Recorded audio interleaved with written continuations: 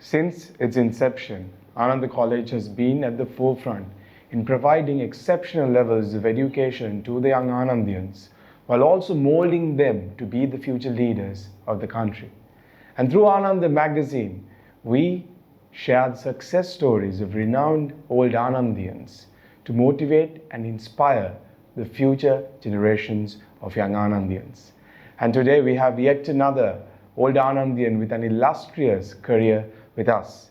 It is my pleasure to introduce to you Mr. Thilak Karunarthna, Executive Chairman at Multiform Chemicals Private Limited, and he also served as the President of Anandaya College Old Boys Association for the years from the year 2009 until the year 2012. It's an honor to have you with us. A very good evening to you. Thank you so much. Evening to you as well. So let's dive in and start from your childhood. Take us through your childhood. What kind of a childhood did you have? Was it a smooth childhood, or did you come through any challenges that molded you to be what you are today? I would say that my childhood was fairly comfortable. And first, I was from Panadura, and I'm born in Panadura and bred in Panadura. So first I went with my two sisters to the girls' school, St. John's Girls' School in Panadura, famous school those days. And up to grade 1, I was there. Then I came to Anand at grade 2. And that was in 1953. That time the principal was Mr. Methananda, L.H. Methananda, one of the greatest principals Anand has ever produced, or rather served at Anand. During that childhood, not many sort of eventful events as I could recall, except that my interests were mostly in literature, history and geography. So and I won school prizes for history all the time, and then geography also at some time, and then literature as well. I'm just end of one era, and then we enter so-called middle school. That is from year 6 those days, 6, 7, 8, the middle school.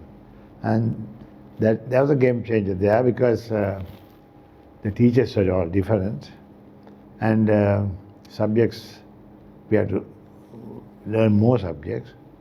And actually Mr. Methananda was very far-sighted. He started teaching Tamil in school. And we learned Tamil. Unfortunately, it was not continued. So now we have forgotten now Tamil. And also Pali, that was, and I still remember the textbook then was Pali Bhasava Tarane by Polvatte Buddhadadda Thero. So we learned Pali, then in addition to English and the rest of it. And so middle school I didn't do very well, I should say, except for winning a couple of prizes and essay competitions and all that. Because I was traveling from Panadura daily, It's a long journey. I used to take the 6:20 train from Panadura, which arrives at Maradana station around 7:45. And then we had to run to school, because school those days started at 8 o'clock. So to be on time. And then getting back also, there was a 1:20 train from Maradana, and we get home by about 2:33. So there was hardly any time in middle school for me to get actively involved in extracurricular activities. But when it came to the upper school, it was different. That is O-level, pre-O level, O-level, then those days it was HSC, High School Leaving Certificate, not A-level. So first year and second year. Those 4 years I was quite active. So what are the extracurriculars that you actually took up during those years? Yeah, because of my traveling restrictions, and I had to curtail to some extent my interest in extracurricular activities. But cadetting I did very well, and we won the Herman Luce, and those days there were the junior cadets who were also going to annual competition in the Tarava. And then that is why this is a challenge cup. And I remember in 1960, we won both in the same year. This was Challenge Cup for junior cadets. That platoon was led by Mr. N. Pereira, teacher, lieutenant. And I was still under 16 then I started immediately after that getting into the senior cadet platoon. And we did well there as well. And we won the Herman Lewis. And so, and the next year also, I believe, if I remember right, we were the winners. If not, we were the runners-up. So I think I have one photo only. That was also, I didn't have any photographs of my school career because I'm not interested in keeping anything. This photograph was given to me by Major Manupriya, that he was quite active with the Cadets Guild. Long years after this happened. And then he said, Thilak Karunarthna, your photo is here. And then he framed it and gave me. That's the souvenir that I have. But I was also interested in hockey and basketball, played a bit of all of them, but could not get into college team because I had to get back, the long practices are not possible. So, and then Literary Society I was quite active, and Drama Society I was quite active. Those days there was no English drama, only single drama. So in the single drama we were quite active and I took part in a couple of plays and all that. Then in 1956 there was this big exhibition, if I remember right, 56, government sponsored. And there were school teams for various events there.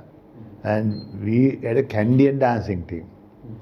I still remember Sri Jayana was our instructor, famous Candian dancing instructor and good dancer, excellent dancer. And he selected the team. I remember my getting into the team with my classmate, Siri Jayasundara, who later became a policeman, and he was the first gazetted officer to die in Jaffna during the war.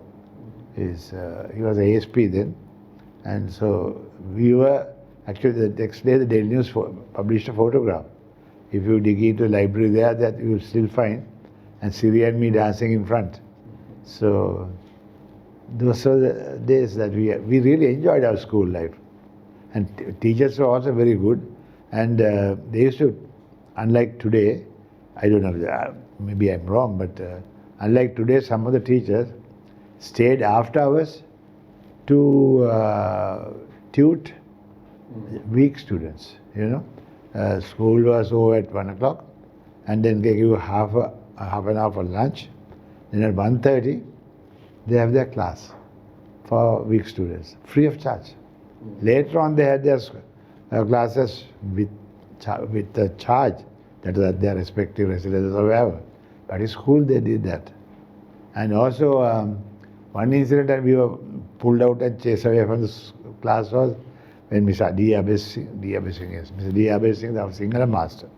Those days, our desks were, we could open the flap, and so you can keep everything underneath. So myself and the other boy called Yapa, we were big buddies. He came from Denia, had those rich Yapas, Yaplan group, tea, and all that. And we were mad over cricket. And there was no TV, there was nothing, and we were listening to pocket radios. And that day, there was a test match in Australia versus England, Ashes. And we were listening. We keep our ear to the thing, and when the moment the teacher started writing the board and get the score. And then suddenly in 58, I think, that was in 58, suddenly we heard that they broke the commentary and said, Mr. Bandaranayak had been shot. So we got excited. We said, sir, Mr. Bandaranayak bedi thiyala. So then we had to come out with this story, and he chased away us saying that you are listening to the radio and not concentrating on studies in my class. So anyway, that was an interesting incident, both of us. And a couple of days we were not allowed to come to his class. Us through those memories. I think Irrespective of the generation, I think we all truly value and treasure those years that we did our O-levels and A-levels.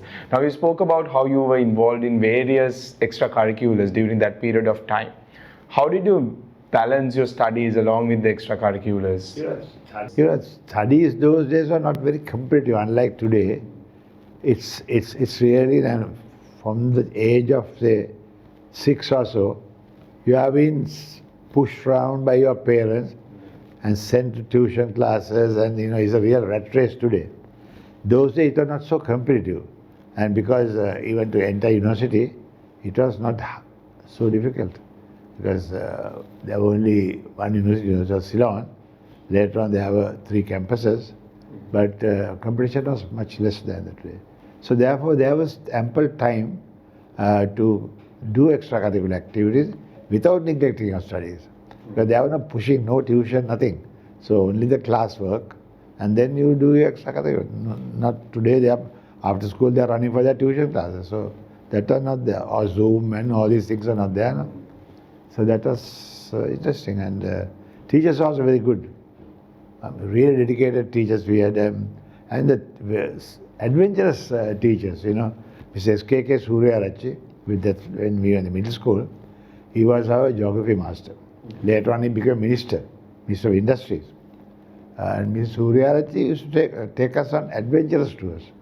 I remember we were taken to Yala, right? And we had to sleep in those aluminium huts. I don't know whether they're still there. I go to Yala, but I haven't looked at it. But we had to sleep in the aluminium huts. But that is not the important thing. He took us to Manikganga and to the mouth of the Manikganga, and he got us to get into the sea there, because that waters meet. Yeah. And we really were having a swim there, right? And that's a high risk thing. But he took some senior students who held a rope across the river. And then we had to hang on to it and then do whatever we had to do. So nowadays it doesn't happen. So it was an interesting run. Then so many other trips, we went on during school time, all over the country. Adventures in your school life. Let's now move on to your university life. I'm pretty sure you would have had a lot of adventures there as well. Yeah, a lot of adventures. I entered university in 1964. My intention was to do chemistry special. And when I was called for the interview, those days there were 5 of us to get into medical and engineering. I did the math stream, so therefore I had to get into engineering, but I was not interested. So we were all called to Peradeniya, those who are qualified, for a 5 of us. Then the legendary Dean of the Faculty of Engineering, Mr. E.O.E. Pereira was a burger, and he was conducting with his team the interviews. So I walked in. Yes, young man. Why don't you sit? He said. Yes, I said. Sir, I do not waste your time, I said. What do you mean? Sir, I'm not interested in getting into engineering faculty. But because you called me, I came, and for courtesy, but I want to do his chemistry special. He said, okay, young man, if that is your wish. So it is over, you can go. So, but this was the entrance episode. Then anyway, I entered to do physical science, where the chemistry was my pet subject. And GSQ also I qualified, the General Science Qualifying Exam with flying colours. I could have gone for chemistry special. Then what happened was, there was another girl who had done the same thing, wanted to do math special. She had gone for the Viva and said, I'm not interested, I want to do math special. And we met in the university, right? And that was the end of our special degrees. Right? Then we both did general degrees and did well. And she's my present wife. My wife for 56 years now. So then I became the president, not the president, secretary of, president of the Buddhist Brotherhood. I was quite active there. And for 2 years I was there as president.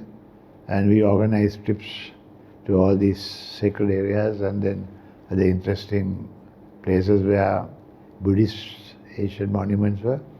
R rather. And so that was my involvement with the university extracurricular. I didn't get into anything else because I had another interest in my fiancée. So, yes, so that was my university career. It's very interesting, the kind of, and you mentioned about the Buddhist Brotherhood, how you had a leadership position there. Now, how is it different from what we see right now in the universities? I'm pretty sure the atmosphere and what you call leadership is also must have been quite different back then. If you can stress a bit on that. Yeah, well, you know, those days university politics are dominated by Trotskyites, that is the LSSP. They were totally in command of all the student unions, whether it's the Faculty of Arts, Science, Medicine or whatever.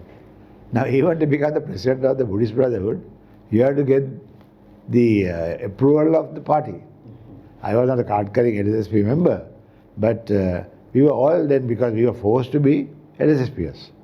And even Professor Narendra Silva, the famous guy who died recently, was just 1 year senior to me.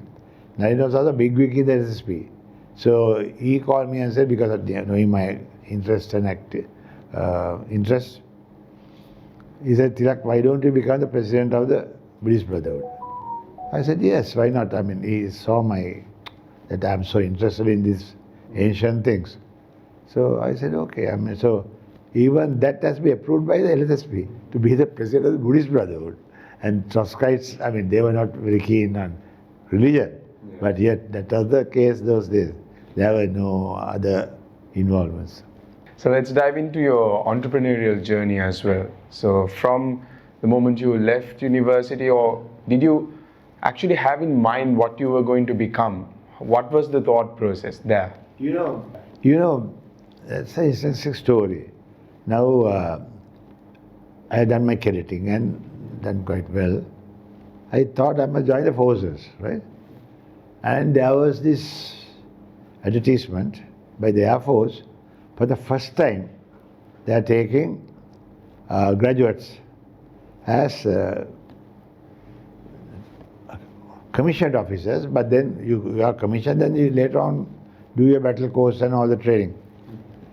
So I just applied and got selected. We had to go to Diatala for our officer quality test, OQs, and all that kind of thing. And I was selected. So I joined the Air Force. But I completed my battle course because I had chemistry. They wanted me to do a fire course. I did my fire course. And again, because of my chemistry, they wanted me to do an explosives course. I did that also. And but I realized that that's not the place for me. Because, you know, those days there was no active role played by the Air Force. It had two chipmunks of the Second World War vintage as for aircraft, and another couple of helicopters, which are like dragonflies, you know, pretty ancient. Even to ride them a bit scary. And so, if there was the instruction 71, I would have certainly gone and joined. But now, so, and also some pay by the government stands quite high, because with free board and lodging. And we were paid 375 rupees a month. And that was not enough actually for me. I mean, I thought it's a joke. Even with everything provided, 375 rupees. But those days, you know, the dollar was only 4 rupees. So it's not a bad when you compare the salaries. And petrol was only 3 rupees a gallon, 6 bottles, not liters. So anyway, now Air Force officers or any forces officers have to buy them out if they have to leave early. So I went and told my station commander that I want to leave. So he was very sad. He said, why are you leaving? Because you are going to be one of our good officers. I said, no sir, this is not for me, but you know, I'm looking for something else. He said, okay, then if you want to go, but you have to buy yourself out. And they calculated the cost. And also you have to get the defense minister's permission to leave. At that time, the Prime Minister was Dalisai Nayak. And he was also the Minister of Defense. So luckily my wife comes from a strong UNP family, and they knew Dudley quite well, and they pulled strings, so as to say, and got approval, and I was out of the Air Force. And then came this advertisement for management trainees at ICI, Imperial Chemical Industries, and that was a British company, and they were about to leave Sri Lanka and then float a local company. But then at that time they were the third largest chemical company in the world, after DuPont and BASF, if I remember right. And so I applied, and there were not very many applicants. I think there were about 20. But anyway, I came first in the interview, and they recruited me. Later on, they recruited another 2. So I joined as a management trainee, and within 1 year I was confirmed, and then I was appointed as assistant manager of a department. And they knew that this man is going places. And then we are come to 1970s. It was everything was restricted in 70s, and Miss Bandanak, as you know. So things were difficult, but yet they selected me for training in England, at ICI headquarters. They have courses called Rex 1, Rex 2, Rex 3. Rex 1 is the for junior managers kind of thing. So they selected me for that. And you could not take foreign exchange from here. Luckily, one of my contemporaries, Anandaya, Manik Nagavatta, who later on became the Deputy Governor of Central Bank and Chairman of Bank of Ceylon, he was an assistant controller of exchange. So I went and told Manik, I have to go with just £3, and that is all stamped on my passport. So Manik said, okay, don't worry, and he gave me another £10, big deal. So anyway, I went with £13 in my pocket to UK. And those days in the aircrafts, they don't give you free liquor. You have to buy your liquor. And those days, that because of being at the Air Force and all, I was drinking, not heavily, but as social drinking. And I was scared to buy a drink even. I flew Swiss Air from Colombo to Geneva, I think, and Geneva to London. So, but we landed in London, then next day, I went to, luckily my father's older brother was living in England, and that was a great help, and this family, they are settled down in England. So I was staying with them. Next day I went to ICI headquarters in Millbank. Millbank is just adjoining Westminster, the Parliament. And went to the Asia department, and then I presented myself, and they gave me a very generous allowance from there for 3 months, something like £50 a day, which was pretty good. And because for me, when I was in London, there was no hotel charges because I was staying with my uncle. So that was how I saved. But I had to go there are so many divisions. From division to division, I had to go. I had to go to Manchester for they called that time the dye stuff division. Later on it became the organic division. Then to Runcorn in Scotland for explosives division. It's called Nobel division, named after Alfred Nobel, who found TNT, discovered TNT, and later the so-called Nobel Prizes are also being named in his name. And then to Slough for paint division and so many. So I toured all over England and within that. And then again 2 weeks we had to stay in one place. There were lectures on management and all that. So that's okay. Then I came back. Then I became manager. Then that was in 72, I think, if I remember right. Then if 75 or 76, I think, I was sent again to UK. And my colleagues who joined with me, the other 2, they never got a chance. And I was sent to UK again to Rex 2, that is the middle management level. So I went and followed that course also and came back. And then I thought, working for somebody else is not really what I want. I want to start on my own. So in 1977, I went and told my boss, a good guy called Chris de Serum, who had come from Shell, because Shell was nationalized here. So they all joined. He and there was one Mr. Oliver Kohlmeier, a very cultured burger gentleman, a Cambridge graduate. They were our directors, and Mr. S.K. Vikramasinghe, Martin Vikramasinghe's eldest son. He was the chairman. Then it became CIC. From ICI to CIC, the famous CIC. Came out in Colombo. So I told Chris, so I want to leave. Then he looked at me very hard. He said, you want to leave? Why? You are on the fast track for bigger things here. That is why you sent you twice to England. Why do you want to leave? I said, I want to start on my own.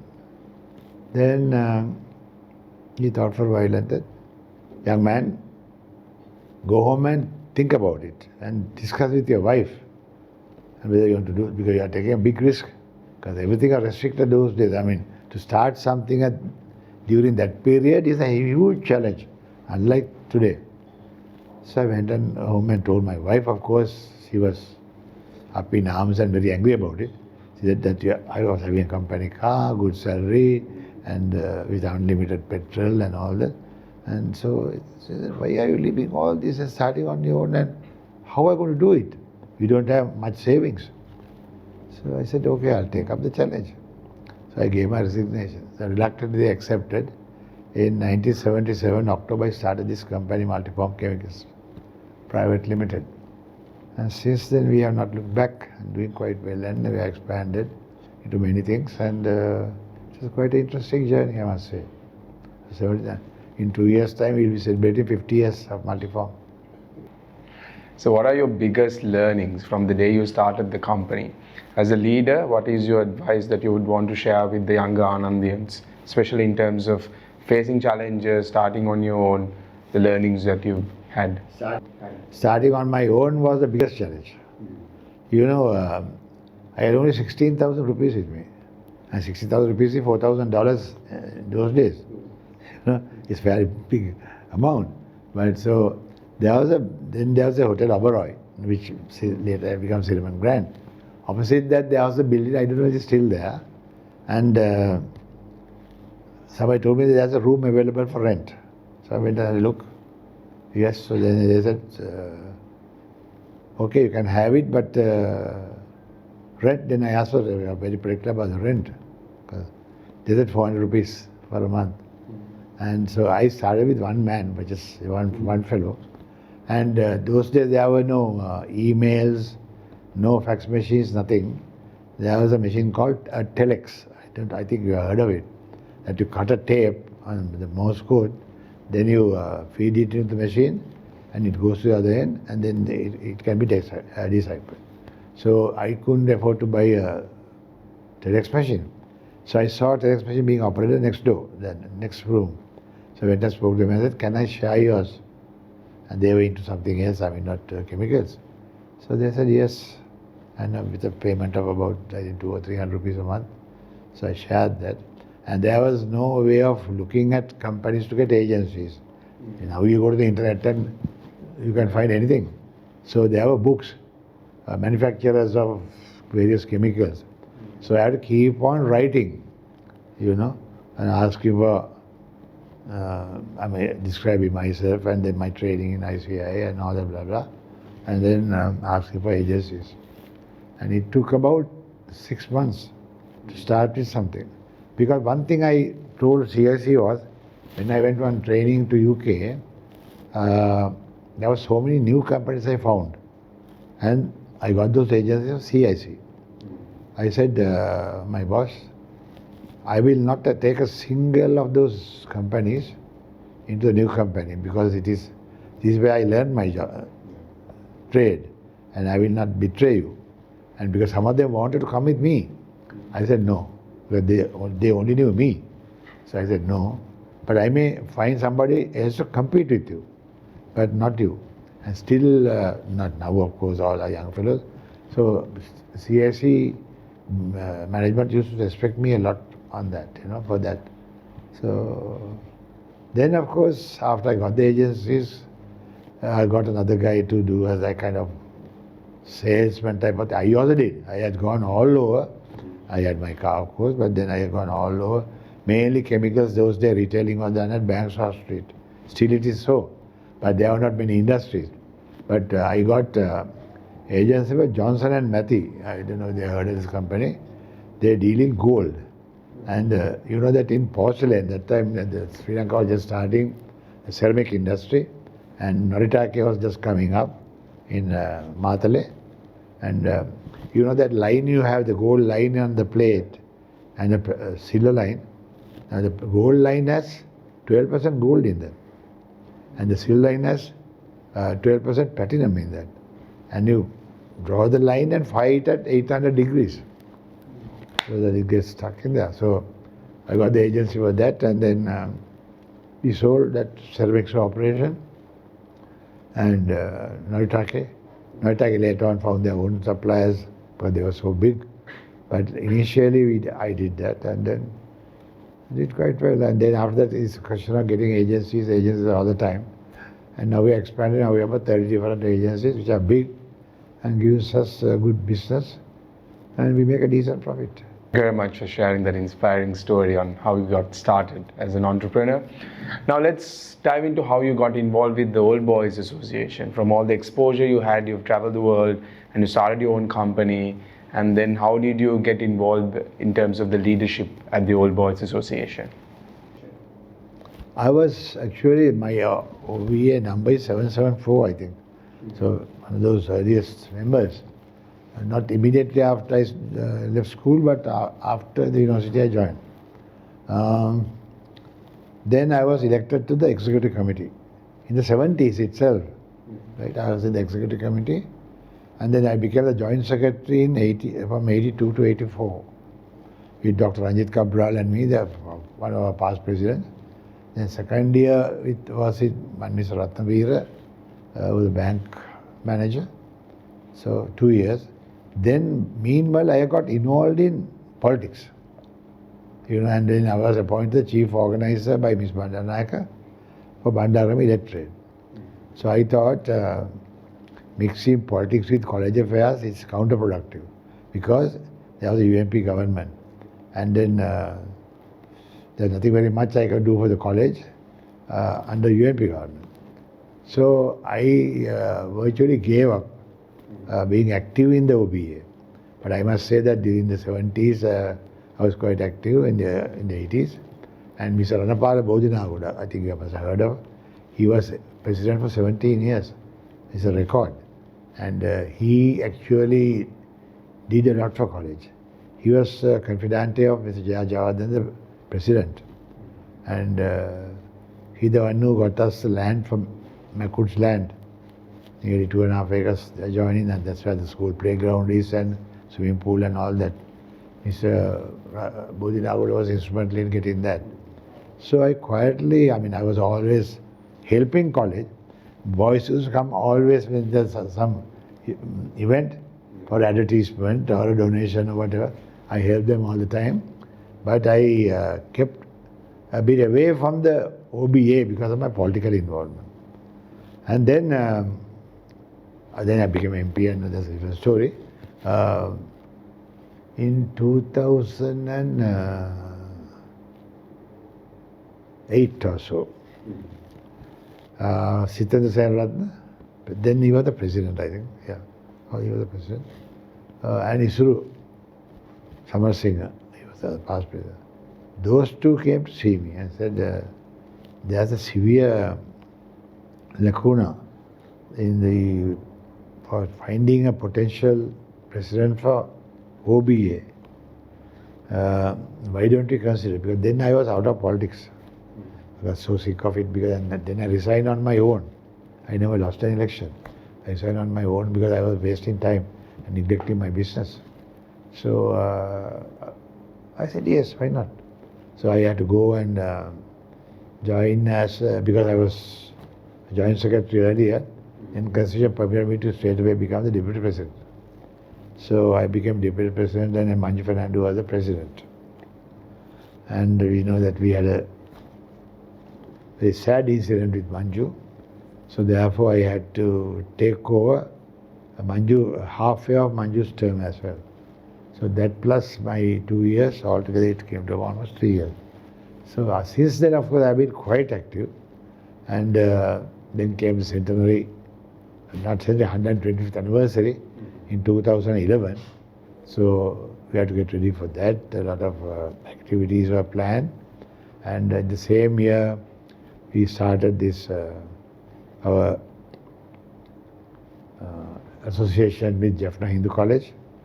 And that was, I must thank Mr. Sanjeeva Seranayaka, who was a past career captain of Anand, then grandson of Mr. Karunarthna, PDS Karunarthna. Because he the one who came with the idea and said, Thilak, why don't you do this? And so we had to make contact with Jaffna Hindu. So I asked one of my pastimes is playing bridge. I don't know if you have heard of this game, card game, but it's a mind game. It's recognized by even the IOC, International Olympic Committee, as a mind game. There are bridge Olympiads every 4 years. So I play a lot of bridge, even now. And my bridge partner then was a Tamil gentleman, engineer. So I told, his name was Nasa Sundaram. So I said, Siva, do you know anybody of Jaffna Hindu in Colombo? They have the Colombo branch. He said, I will look around. I don't, no name comes to my mind straight, but I'll look around. And then 3 days later, he said, yes, I know the president of the Colombo, I got to know the president of the Colombo branch of Jaffna Hindu, one Mr. Raghavan. And he gave me his phone number. Then I contacted him and then said that we have this idea, Mr. Raghavan. Think about it and let us know. Then he had put to the Colombo branch has approved it. Then he went to the main branch, they also approved it. And that's how it started. And first time they came here. And those cricketers had never come to Colombo before because of the war. So our guys took them round all over, showing them the interesting things in Colombo, like the port, the museum, the zoo, and the rest of it. And next year we went there. And we were treated in a real grand fashion there as well. I mean, including for people who drink, even toddy. They had organized Palmyra toddy. So it was interesting. And then we had planned so many things. And then 2011 120-year celebrations were done on a grand scale. We invited the president, Mr. Mahinda Rajapaksa, to be the chief guest. Then, of course, the war heroes, General Saad Fonseca, then General Jagat Das, General Chagi Galage, and General Prasanna Sila, the Yohani's father. And also top other Anandi like Sampath Amarutunga and others. And so there's a big crowd. And then I wanted to do something special. Now, no school has got a coin minted to celebrate an occasion in the college. Because of my association with Mahinda, because I knew him so well, because both in the SLP together, I went to the president, Mahinda Rajapaksa, and said, Mahinda, I want this done. And he was very nice about it. And he immediately got Niwad Cabral, then the governor of Central Bank, online. Because the coins are minted at Royal Mint, England, not easy. And he said, Niwad, I also know Niwad very well, so I said, Niwad, Thilak is here, and he wants a coin done for the college. Then Niwad said, I heard him, I heard the conversation I gathered. He said, it's not easy.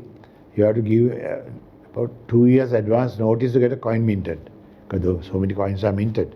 Now I had only about 6 months to go. He said, no. Mahinda said, Ema bad. No, so you must do this for Thilak. Then Niwad said, okay, I'll check with the Royal Mint and come back. And within about a week he came back and he contacted me direct and said, okay, give me your design. So we had to do it in a hurry. And Mr. Karunarthna, the famous guy, his son runs a small advertising campaign, advertising firm. It's called Hinsare, I think. Oh, yes. A very talented guy. So I didn't know him, but I got an introduction to him. And they did it in 3 days. They gave the sketch on both sides what is to be there. And Then we got it approved and sent the sketch to what? Then of course the computers have come in and we could send then the flash stick does not come, but send in a disk.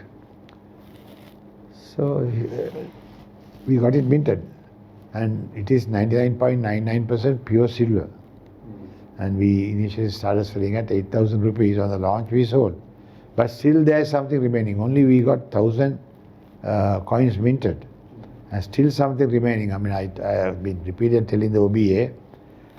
On the launch day we sold about 300, and the rest of that was in 2011. Now, how many years have passed?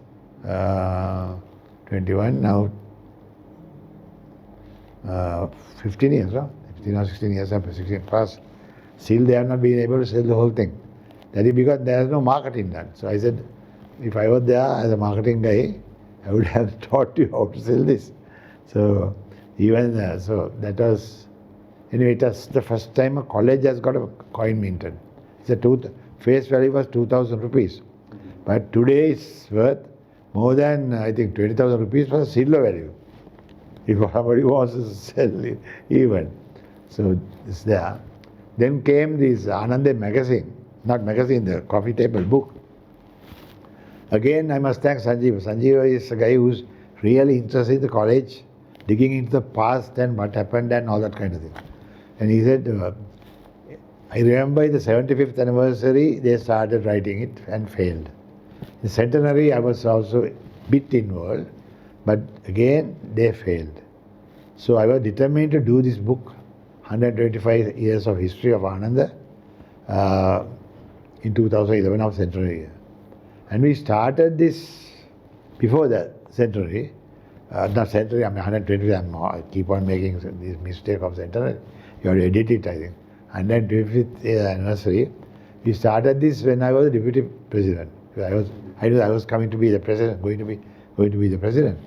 So there's Sanjeev, myself, Deva Rodrigo, and so many others, and Professor Buddhadas Hevavitarna, distinguished professor from Peradeniya, famous professor of economics. We invited him and Mr. Dhanatunga, who the old man, he was 90 when he joined us. Yes, he could relate from more time, all the stories. So we got him also into it. And then it's a good mix of very young also. This Harendra Danayaka, now in the US, yeah.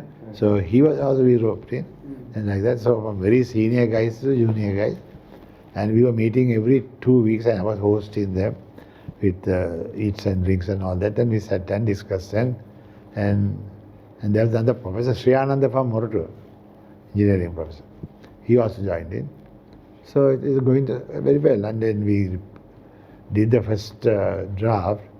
Then Professor Buddha Sevavitarna chairing that committee actually. I invited him to chair. He's the most senior and the highly respected economist. So then he has smuggled in an article, The War and the Economy. So into this. So then when we saw that, I said, sir, we are writing about the history of Anand, not the war and the economy. So it is a misfit here. So he said, no, I'm a researcher. And I have researched the positive effect of the war in the economy. And that I wanted to go into this book. I said, this is not the book. Then the committee also agreed that it is not the article that should go into this book. Then on that he resigned. He got very angry and he resigned. I said, no, if you don't allow me to get this into the book, then I'm leaving. So we were very sorry, but then we had to let him go. And after that I chaired the editorial board, and it took us, we could not release the book by the 2011. The release came in 2014 because we were all doing part-time work, not full-time. There were no full-time guys who were working on this. And we got two ladies from the university also, Professor Nani Maragoda, Professor of History, and Professor, I forget her first name, Vidya Lankara, who was specializing in archaeology, not archaeology, old architecture, about the old buildings and all that. Her husband is an old Anandin, I forget those names now. So both of them also joined us. So the book came out in 2014, I think. The launch day itself, we sold again about 300-400 copies, and that covered our printing costs. So after that is all what we generate is a profit for the OBA. We only charge them for the printing costs. But unfortunately, they are now gone and reduced the price also. We launched it at 5,000 rupees a copy, and because it's a real treasure trove if you read this. But unfortunately, members are not buying. I told them, by then I had gone, no, I was not the president. I told the people, why don't you get the year one admission, parents, that you must buy a copy. In 2 years you could have finished the whole thing. I mean, not everybody, at least the old Anandiyas and those who are affluent, who can afford to buy one. But it is now they are reached to 2,500, and yet there are a few copies remaining, I think. I myself sold more than 100 copies. Anyway, so that's that. And Thank you very much for sharing your stories of resilience, determination, and success. Now, for all another thing that I want to mention, sorry about the interruption, about the Anandatapa song. Anandatapa. And that was also came during that time. And actually it was what's his our young lawyer's name, Paliguru. Anyway, he the one who first came with the idea that we must do a song for the 125th anniversary. And he was also in our committee. Dedicated old young man. And now he's not so young, but then he got hold of all these guys, and the music, the melody, the singing, or everything was done by old Anandiyas. And it become a very popular song. Right now, even better than the Anandaya, the Anandaya. So that was all done during that time. So it also, I think, is an achievement. still have it as the ringing tone Yeah, in the phones. So what would be the final message you would want to share with the young Anandiyans who are watching this? Final message is that, okay, you concentrate on your studies. That's very important. Because without that you can't make a mark in life. But don't forget the college. That is where you have got your learning. Not only learning, and Ananda ethos, ethos, and how Anandiyans should behave. And there's a separate thing altogether. So they must, now very few people join the OBE actually. Still we are in 7,000, the membership numbers. So after such a long time, we started in 1908 with Sir D.B. Jayatri as the first chairman, president of the OBA, and now 117 years have gone, and so still we are at 7,000 level, and our student population itself is about 7,000. So it should have gone up to about 70,000. So actually not only me, there are so many young Anandiyas, all this. As you leave school, give them a form and don't charge it high. Now it's I think 2,000 rupees for life membership or not, something. Charge something 500, make them a member for 3 years or whatever, and then once they find a job and all that, then make them ordinary members. And that way you can rope them in. So I don't think it has happened. So we have done a lot of good work, I must say, especially Professor Thilak Karunarthna's time. And another thing I forgot was Ananda Walk in 2011, and that also was done under my leadership. But then it was Thilak Karunarthna and Lakmal Fernando. Lakmal actually chaired the organizing committee. He did a tremendous job, I must say. Very dedicated guy. And so Lakmal and his team did it, and we raised from that nearly 20 million rupees at that time. 20 million in 2011 is double that, even more than double today. It's about triple.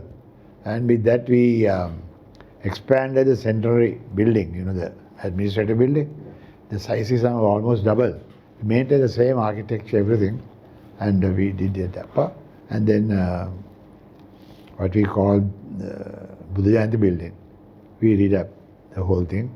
And you can see little plaques here and there saying that it's done by Thilak Karunarthna statue and all that. I didn't want that, but the guys wanted it, so I gave consent. Then the additional room for the OBA. OBA had only one room then. So I managed to coax the principal, and then the adjoining room was the teacher's room. Teacher union, there's a union room. So we offered them alternate accommodation and got that. And that is where now the board meetings are held, that door connecting the two. So those are all new things that we did. So young Anandiyans also must think out of the box. There's so many things that one could do without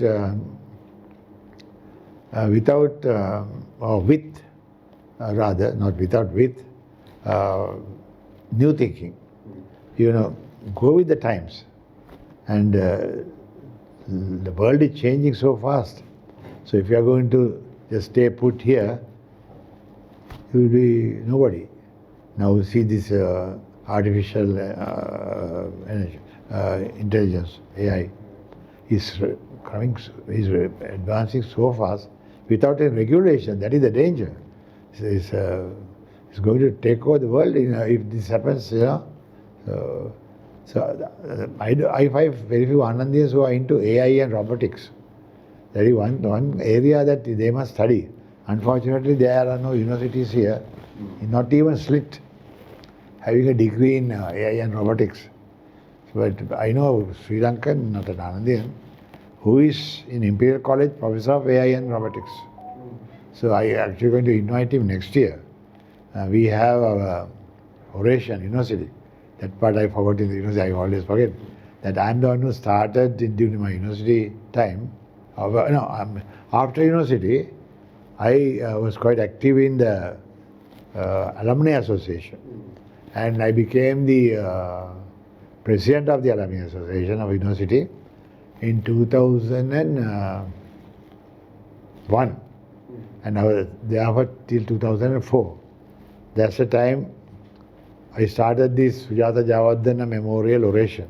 Sujata Javardhana was one of our most illustrious past presidents and very well-known personality.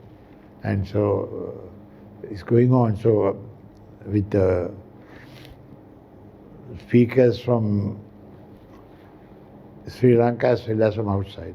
First one I remember was Professor Chandra Vikram Singh, who spoke on the subject of are we alone in the universe?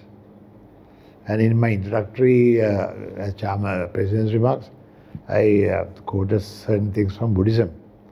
And Chandra is not a Buddhist, but then he's an atheist, born a Christian, but he's an atheist now.